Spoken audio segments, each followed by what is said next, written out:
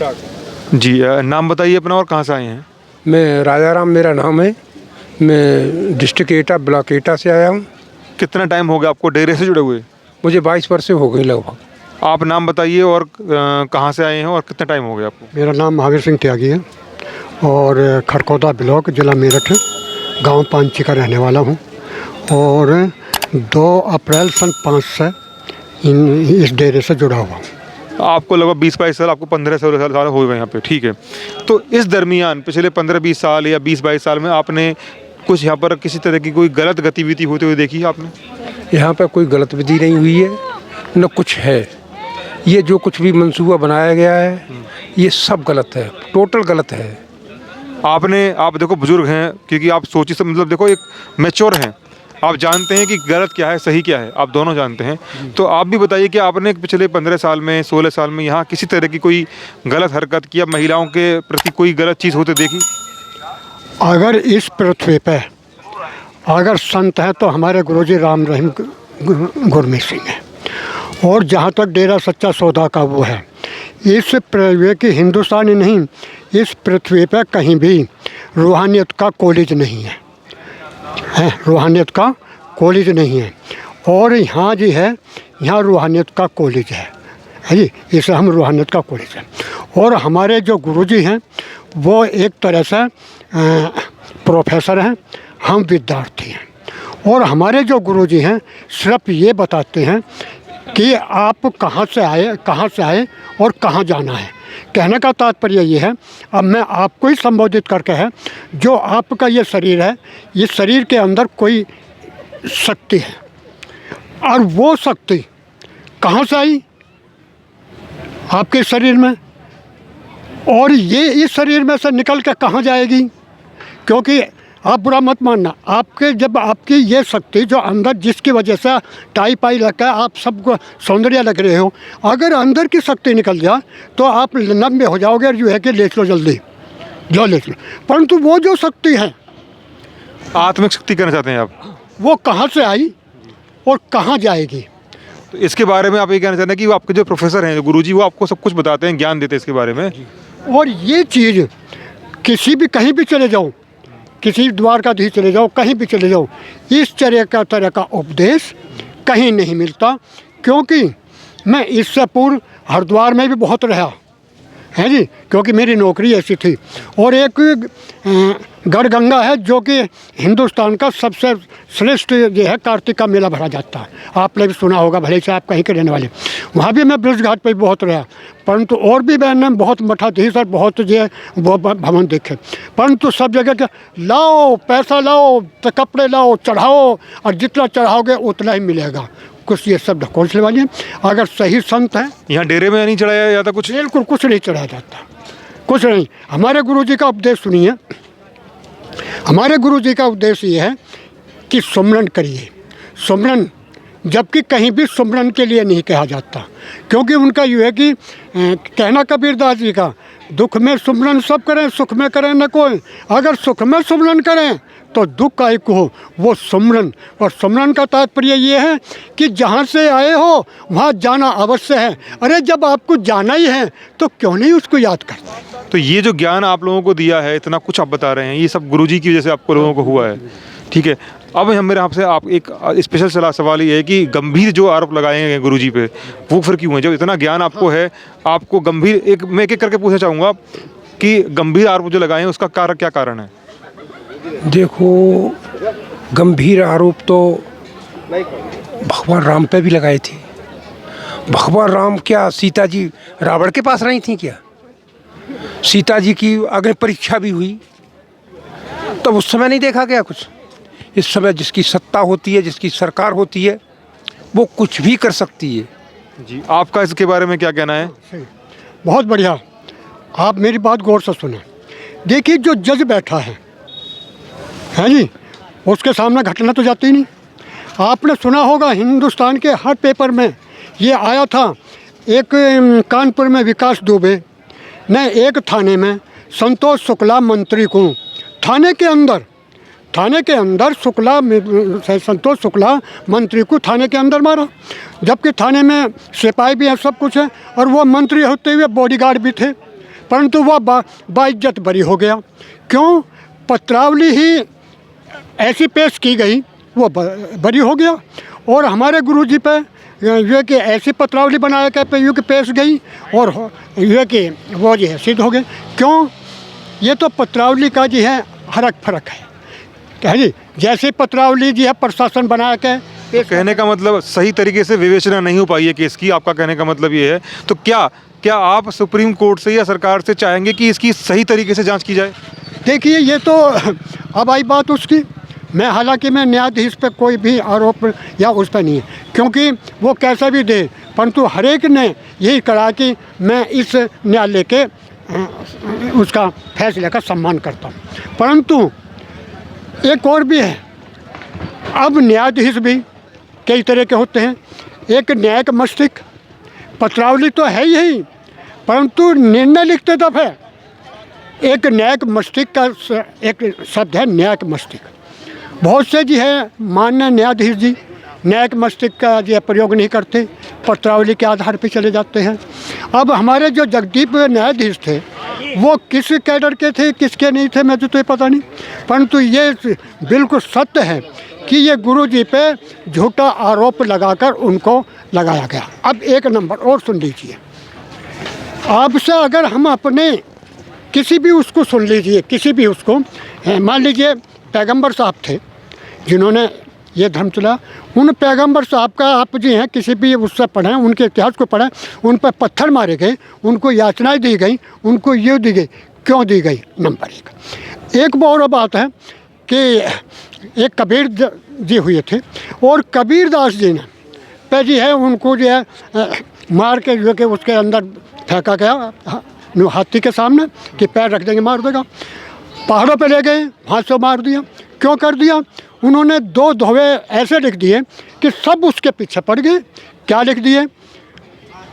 दुनिया कैसी बावरी पत्थर पूजन जाए, और घर की चकिया कोई न पूजे, और जिसका पीसा खाए। और एक और लिख दिया, कंकर पत्थर जोड़ के मस्जिद लई बनाए, और मुल्ला बाग दे या खुदा हो जाए बहर। खुदा क्या बहरा है? अब जो पंडित जी थे मंदिर के पुजारी, अरे ये तो हमारे उसका विरोध कर रहा है, वो भाग लिए पीछे।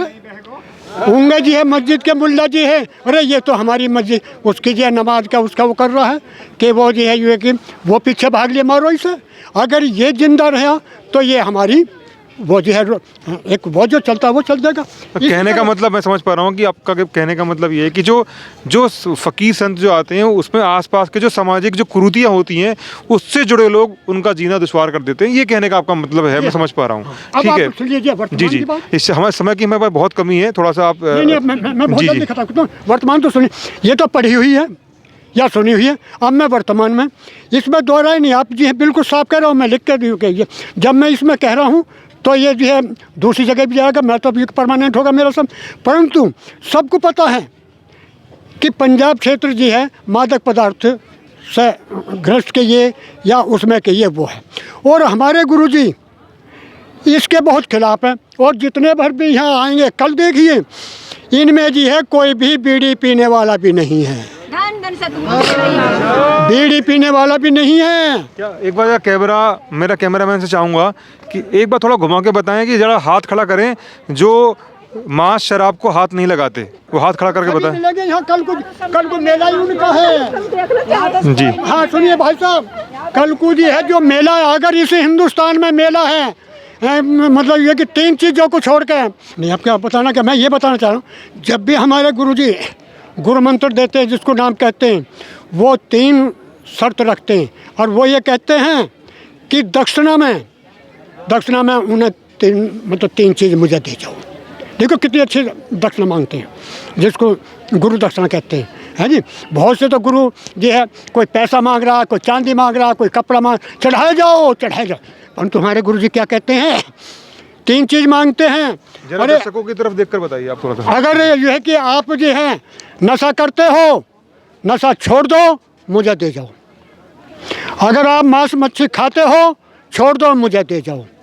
और तीसरा और क्या कहते हैं कि बराबर की लड़कों के लिए कहते हैं कि बराबर की महिला या लड़की वो बहन बराबर है, छोटी बेटी बराबर है और बड़ी माँ बराबर है जी।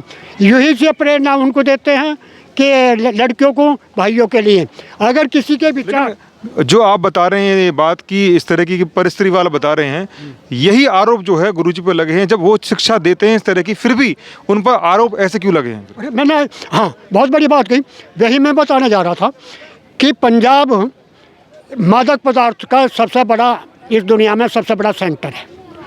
और ये बताइए कि जब गुरुजी, अब मैं बताना वही तो बताना जा रहा था, मैं विषांतर हो गया किसी कारण।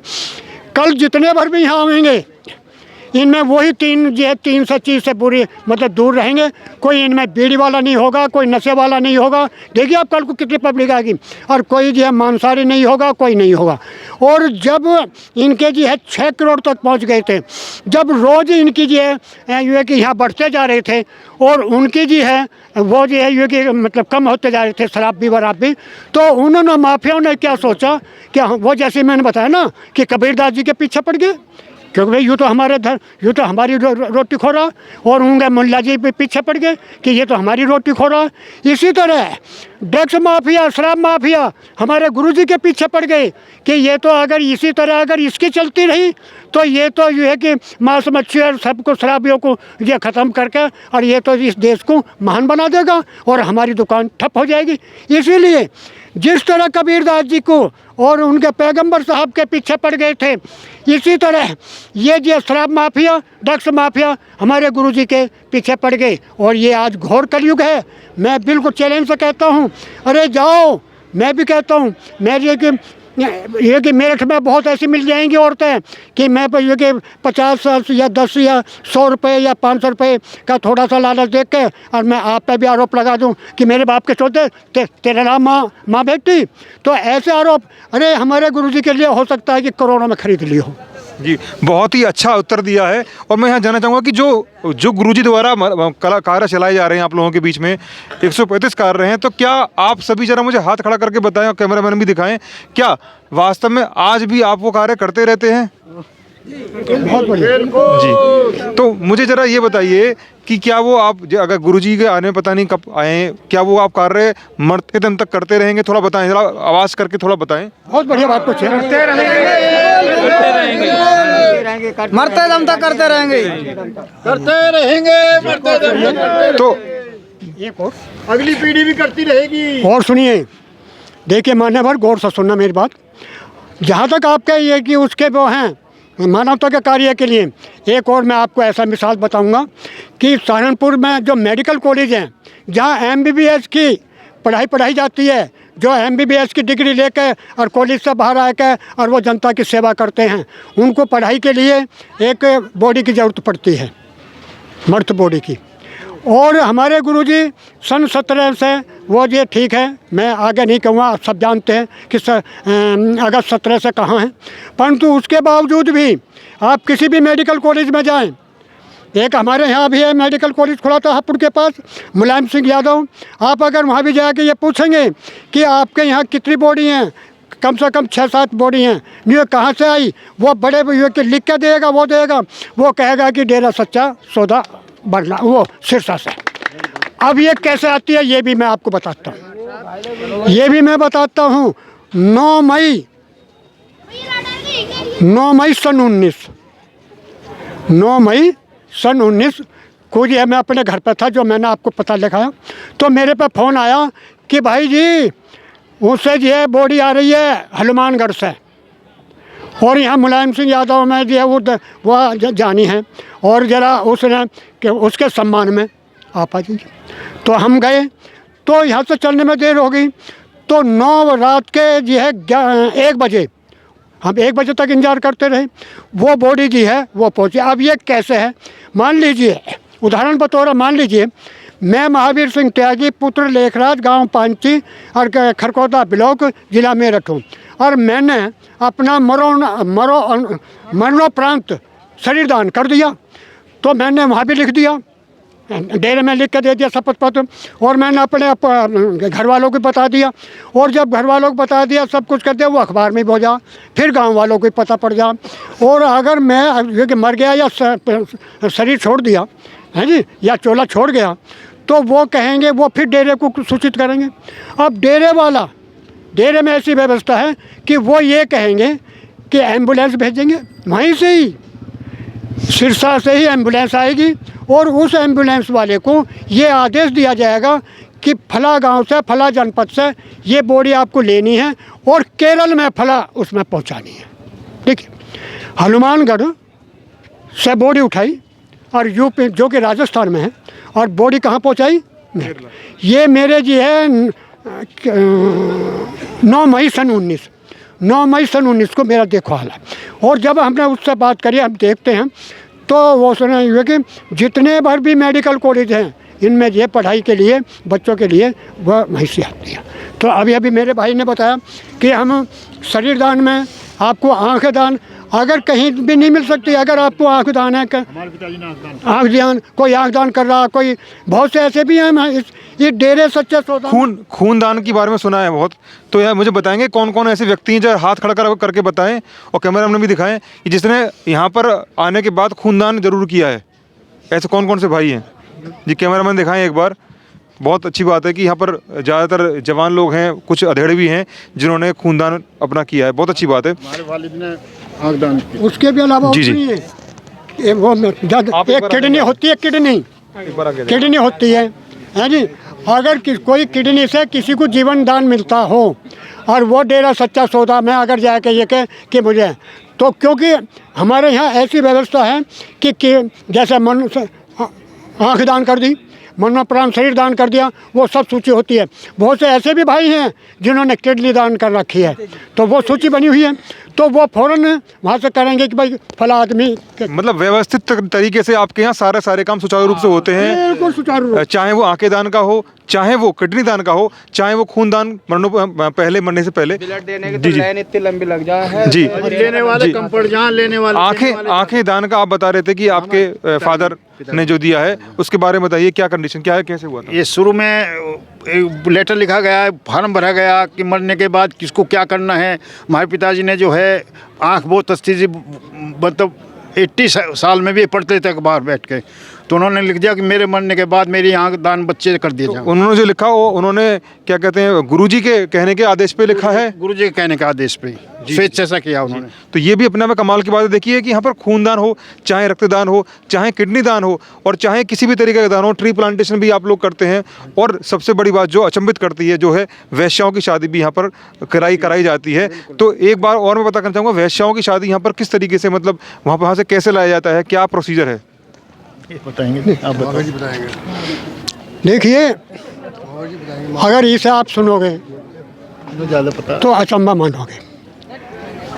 इस पश्चिमी उत्तर प्रदेश में, क्या उत्तर प्रदेश में, मेरठ में सबसे बड़ा कोठा है, समझिए मेरी भाषा को, या क्योंकि यह बहुत बड़ी बस्ती है, या बहुत बड़ी वो है। और हमारे गुरुजी जब भी कई दफ़े मेरठ वालों को ये कहा कि वहाँ जाइए, तो वो क्या है कि वो हमें उपदेश देते थे, कि उपदेश ये देते थे कि आप वहाँ जाएं वैसाओं में, और उन्हें ये देखिए कि उन्हें समझाइए और उनको वो करिए, और उनको जो वहाँ से निकाल के लाइए। और अगर प्रशासन की ज़रूरत पड़ती है तो मैं चिट्ठी लिखूँगा, और उन्हें जो है कोई किसी वजह से कोई धोखे से ले गया, बेच दी है जी, जो गलत फंस गई हैं उन्हें लाइए, और उन्हें डेरे में ला कर उनको हम शुभ देवी का नाम देंगे, और अपनी हम कन्या के रूप में उसकी शादी कराएंगे। मतलब कि अपनी बेटी बना करके उनको शादी की है। तो शादी जो है उनकी इच्छा से की जाती है, क्या प्रोसीजर रहता है? हाँ, बहुत बढ़िया बात, बहुत बढ़िया। कहीं ऐसा तो नहीं उनको जबरदस्ती शादी कराई जाती? नहीं, बहुत बढ़िया। हमारे यहाँ एक सूची है, इलाज करवाया जाए। नहीं, इलाज तो उनका है ही, इलाज करके सब। अच्छा, मतलब उनका इलाज भी करवाया जाता है? कोई किसी तरह कमी नहीं है। एक है हमारे यहाँ, एक लिस्ट बनी हुई है, एक लाइन बनी है योद्धा, और गुरुजी ये कहते हैं कि भाई जो ऐसी हमारी जो है कहे से जो शादी करने को तैयार है, वो हमें यहाँ जो है नाम लिखवाते हैं। वो बहुत लंबी सोची है, बहुत गौर से सुनते रहना, वो बहुत लंबी सोची है। अब मान लीजिए कोई वैसा चली गई और उसकी जो है 20 साल या 25 साल की उम्र है, और वो ठीक भी होगी, स्वस्थ भी होगी, शरीर भी। उसी के अनुसार फिर योद्धाओं में से लड़का ढूंढा जाता है। अब मेरी बात गौर से सुनते रहना। योद्धाओं में से लड़का ढूंढा जाता है और लड़का ढूंढने के बाद उनको जो है गुरुजी ये कि 25-25 हज़ार दोनों को जो है अपनी तरफ से, डेरे की कमाई से नहीं। अगर मान्यवर अगर देखो तो हमारे अपनी तरफ से बता रहे हैं, तो गुरुजी का कमाने का तरीका कैसे कमाते हैं गुरुजी? क्योंकि गुरुजी का सत्संग करते हैं, सत्संग करने वाले व्यक्ति कमाएगा कहाँ से? हाँ, बहुत बढ़िया प्रश्न है जी, वही तो मैं बताना चाह रहा हूँ। हमारे गुरुजी इस डेरे का, जबकि इतना बड़ा डेरा आपको जानकारी है, हमारे गुरुजी अपने इस डेरे का एक नया पैसा भी नहीं खाते और ना ही वो इस्तेमाल। मैं भाई पूछ रहा हूँ, जब नहीं खाते, मैं बताने जाऊँगा भाई, मैं खुद बताने जाऊँगा, तो वह नहीं है। हाँ, ये तो है कि जब वो रहते हैं ये भाई डेरे के मकान में तो रहते हैं, पर डेरे का खाते कुछ नहीं। अब सवाल पैदा ये होता है, और ये भी मैंने बताया कि शुभ देवी को वो कभी उनकी अम्मा और वे जो ऐसी व्यवस्थाओं की जो शुभ देवी बनाकर लड़कियों की शादी करते हैं और किन से कराते हैं वो मैंने आपको बता दिया जो। तो फिर वो क्या कहते हैं, एक पूरी बात सुनिए कि उन योद्धाओं को ब्याह करवा दिया, उनको जो है 25-25 हज़ार रुपये के चेक दे दिए, बर्तन भी देते वो देते। फिर क्या कहते हैं कि अब आपको अगर आपके घर वाले स्वीकार नहीं करते तो सिरसा में फैक्ट्री है कहीं बिस्कुट की उसकी, तो आप फला जगह आके और आप वहाँ नौकरी करना और क्वार्टर रहना और अपनी गृहस्थी को चलाओ और राम नाम का जाप करो। बहुत बहुत धन्यवाद आप सभी का। आप सब ने समय दिया और इतना अच्छा उत्तर दिया है हर चीज़ का। इससे लगता है कि शायद समाज के अंदर जो भ्रांति व्याप्त है डेरे को लेकर के, वो कहीं ना कहीं जरूर क्लियर होगी। हमसे जुड़ने के लिए आप सभी का तहे दिल से बहुत बहुत धन्यवाद।